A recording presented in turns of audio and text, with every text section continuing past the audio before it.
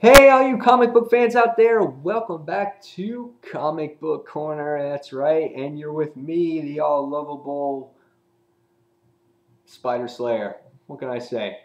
Guys, welcome back to Comic Book Corner, and we're getting ready to do another comic book review. And this week there were so many titles out there, I just can't review them all between this channel and Dark Avenger Inc. So I'm picking out the obvious books this week to review. And a lot of people are reviewing them, and I know there's some people that have been on the fence about certain titles and they want to get different opinions.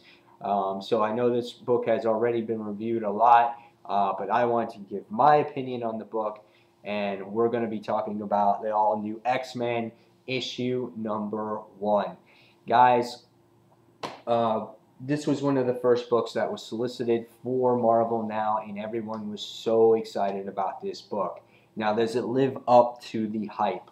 Well, let me just say that I have not really read all that many X titles in a long time. So for me, Marvel Now is a perfect jumping on point uh, for me. And I wanted to read more X titles, but then as soon as I heard of Marvel Now coming out, I was like, well, I'm definitely not going to jump on them because a lot of them are going to be ending anyway.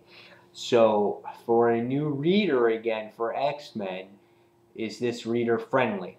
And let me just say, yes, it was. I enjoyed it tremendously. I know enough about the history of the X-Men, and I read, Avengers versus X-Men to understand who all our major players are and who the original X-Men are and things of that nature. But this book, for me, lived up to the hype. I loved this book. It was phenomenal. The artwork was great. The reading was great. The story was nice. It flowed perfectly. I don't think there wasn't really anything that I did not enjoy about this book. If you're looking for variants, I got a few of them here that I wanted to show you. The one that I have on the screen that I decided to show first was from my favorite artist, which is J. Scott Campbell. Here you can see Jean Grey or Marvel Girl there, Cyclops, Angel, and Hank McCoy Beast, in their original costumes. You can see uh, the uh, the artwork at its finest here by him, and it's just nice and detailed. Very, very great artwork. Um, Next, I'm going to show you this book right here.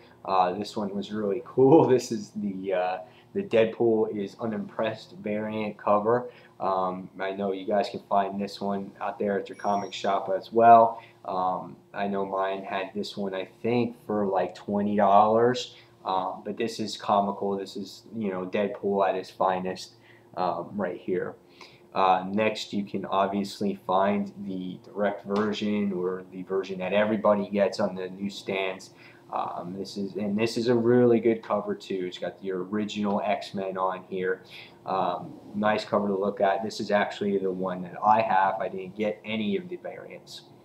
And then here is obviously what happens on the back of the cover. So I wanted to show that and get the full detail there. You got Magic, Magneto, you have Cyclops, Emma Frost, so you have that there as well. To show you a page of the interior art to see what I was talking about, we can see in this page there's Beast. He's drawn real nice. I really liked how he was drawn. Just his hair.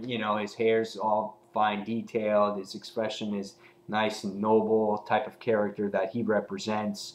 And he's talking to himself from the past, which was really cool to see. It was nice to see these X-Men in their past form and the future X-Men going, or the current X-Men going to the past. It was really neat. So the story was just as nice. I enjoyed it tremendously. I think Brian Michael Bendis has got something good for us in store here in these future issues. Our pencils were done by Stuart. I don't know how to say his name. Immonen. Immonen. But it was very, very nice. Great artwork, like I expressed to you a couple minutes back. I did not check the AR out in the books. I kind of just don't do it. I should check them out to let everybody knows what it is, what it represents in the book, but I just don't. Um, the story now going through this walkthrough starts with Hank McCoy, and he's going through an evolution change, and it's physically basically killing him. He's trying not to take it so hard. He has a feeling that he is going to die. He feels that his heart might burst, or he could get a blood clot or something, and something serious might happen to him. So he thinks that he's going to die, but he's trying to do everything in his power not to. And he feels that he's going to try to do something worthwhile in his days left on Earth. So we got to see a little glimpse of that. The X-Men, or we go back into the Gold Coast, Australia, and here's where the artwork really shines. It's really nice. The colors are nice. The inks are complement the colors really, really nice. Everything on this page is beautifully done. So we go into the Gold Coast, Australia, and what happens is there's this girl, and her name is, I don't remember her name, but what happens is she's hooking up with this guy. Her name is Ava, and she's hooking up with this guy, and her brother kind of disapproves of the whole thing, and she's getting all upset, and her brother just clocks the guy in the face. You see it right here. It's like boom, and he's sitting there. The guy's like falling on the ground. And all of a sudden now you got his buddies are beating down the brother, and Ava's just like, stop it, and she's like, stop, and she starts freaking out right there. So she yells stop, and then this whole thing happens right here, and it's just like everything is frozen in time. We've seen these kind of mutants before, but obviously this is a new mutant, and she's just getting used to her powers. She's never really used them before. She's lost. She doesn't understand. And the next thing we see is we have, guess who? Everyone's favorite, Emma Frost, Cyclops, and Magneto.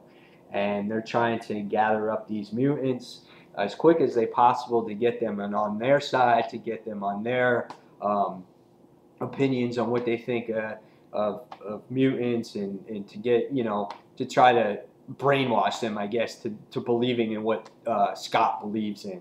And that's the whole thing. And she keeps, Cyclops saying, we can help you, you have a special gift, and he gives him the whole spiel. And she basically freezes time for like 20 hours, and it's only felt like a couple minutes, which was really cool. And one of my favorite pages here is when time actually resumed at this point.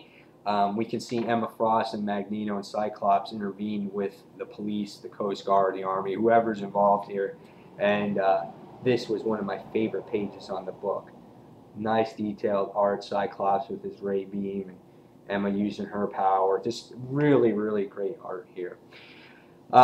Next we see is that Kitty and Iceman and Storm are talking about Scott's, choices on what he's making and what he's doing, and they're watching it on TV, and it's just becoming this he's calling it, Bobby's calling it an apocalyptic nightmare, and it was pretty intense stuff. Let's see, as our issue goes along, we can see that we have the group, and they're talking, and they're saying, we have to stop Scott Summers. We have to stop him. And, somehow we have to, go back, and, he just makes expressions saying, oh, if we can only go back in time, and this and that. And Hank has this idea, and he's just like, oh, nice idea. He's like, you couldn't have said it better yourself, Bobby. And what happens is we get our group, and they travel back in time, and they meet up with the X-Men from the past. And the cool thing is that you get to see Hank in his original form before he evolutionizes into the beast that he is today. and you get to see a young Scott Summers, you get to see Bobby, and you get to see Gene. You know, not very much, but a little bit here and there, and you can see him really good here. This is a nice picture, and Hank confronts himself and saying that you have to go see yourselves in the future and how you guys turn out. And that's the story in a nutshell. It was brilliantly done. It was nicely written. I didn't give away too much of the book. I usually give away a lot, but I didn't want to give out so much of this one because there's a lot of people that still have to read it and want to go out and get it. But it was a great read. I'm definitely awaiting issue number 2. If you guys have been on the fence about it, this is one of the Marvel titles now. One of the Marvel Now titles that you should get. And hey, go out and get it because this will be one of the ones that will be good. I was kind of on the fence right now about Uncanny Avengers, but this one is pretty good.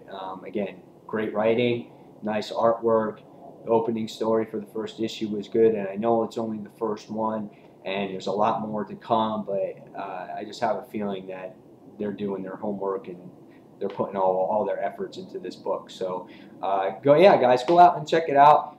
Again, I didn't want to give away too much on this one. I wanted to leave something for you guys to read, and then share your opinions to me and tell me what you think about this particular issue. So guys, go out, check out All New X-Men issue number 1. I guarantee you won't be disappointed because at the end of this issue, I was like, dude, I cannot wait for issue number 2. This one is awesome. This is good.